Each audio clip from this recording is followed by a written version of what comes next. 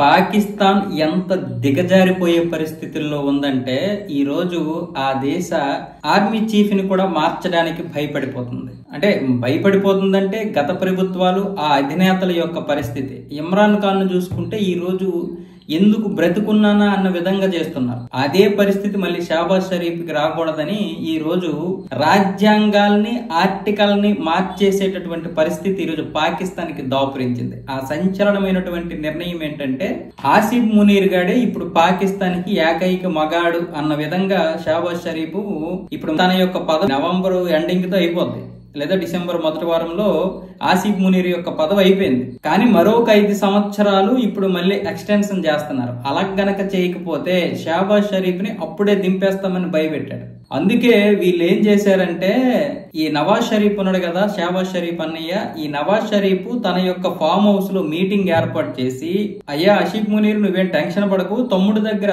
పదవి ఉంటుంది, నీ దగ్గర పవర్ ఉంటుంది, అన్ని పవర్లు నువ్వే తీసుకో, ప్రధానమంత్రిగా మాత్రమే షహబాజ్ ఉంటాడు, కాబట్టి నువ్వు ఎటువంటి ఇమ్రాన్ ఖాన్ చేసినటువంటి పనులు మీరేం చేయకండి, సైన్యం మనోడికి సహకరిస్తుంది, అలాగే సైన్యానికి ప్రభుత్వం సహకరిస్తుంది, మీకు ఎన్ని నిధులు కావాలంటే అన్ని నిధులు తీసుకోండి అని అప్పుడు ఆ ఫామ్ హౌస్ లో ఒప్పందం జరిగితే ఆ ఒప్పందం ప్రకారం ఇప్పుడు షహబాజ్ షరీఫ్ ప్రధానిగా ఇన్ని సంవత్సరాలు కొనసాగుతున్నాడు.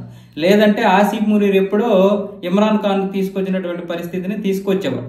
అయితే ఇప్పుడు నవంబర్ 28న ఎప్పుడో ఈ యొక్క పదవి అయిపోతుంది ఆసిఫ్ మునీర్.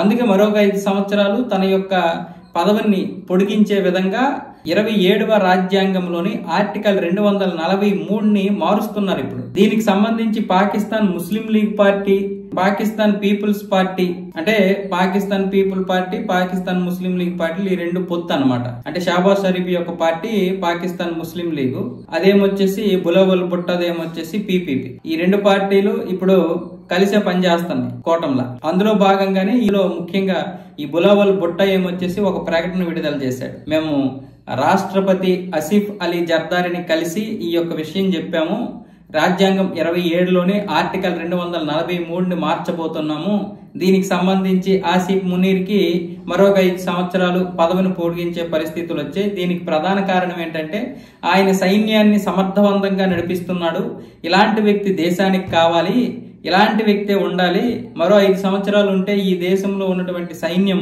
ఇంకా అన్ని దేశాలను ఎదుర్కోగలదు, మన ఆపరేషన్ సింధూర్ లో కూడా ఒక మనగాడిలాగా పోరాడాడు అంటూ ఏవేవో చెప్పుకుంటున్నారు. అంటే ప్రజల్ని మభ్య పెట్టడానికి, పాకిస్తాన్ ప్రజల్ని ఈ విధంగా మభ్య పెట్టేసి భారతదేశం పేరు తీసుకొస్తే నిజమేనేమో అనుకుంటారు. కాబట్టి ఓకే మరొక 5 సంవత్సరాలు పొడిగించినా తప్పు లేదులే అనుకుంటారు, వారి నుంచి వ్యతిరేకత రాకూడదని ఇప్పుడు ఈ ప్లాన్ చేశారు. వాస్తవానికి ఏంటంటే ఆసిఫ్ మునీర్ లోపాయకారకంగా జరిగినటువంటి ఒప్పందం ఇది. పొరపాటున గనక అతన్ని పొడిగించకపోయినా, లేదనుకుంటే అతని మాట వినకపోయినా, లేదనుకుంటే ఆసిఫ్ మునీర్ కి పవర్ లేకపోయినా, ఈ ఇందులో ఏం లేకపోయినా సరే షహబాజ్ షరీఫ్ కూడా ఇమ్రాన్ ఖాన్ పక్కనుండేవాడు.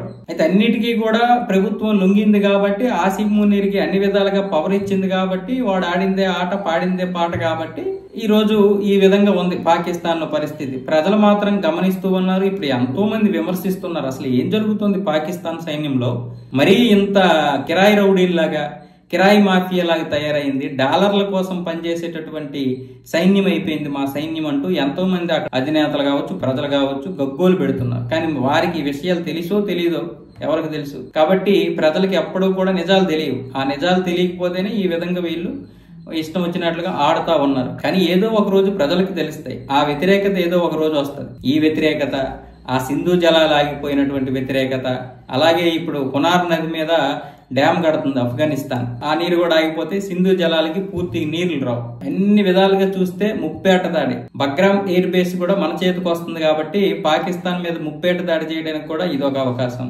ఎన్ని విధాలుగా చూసినా పాకిస్తాన్ కి పక్కా మూడినట్లే. మరొక వైపు బలూచిస్తాన్ లిబరేషన్ ఆర్మీ కాచుకు కూర్చుంది. ఇన్ని సంకటాల మధ్య ఉంది పాకిస్తాన్.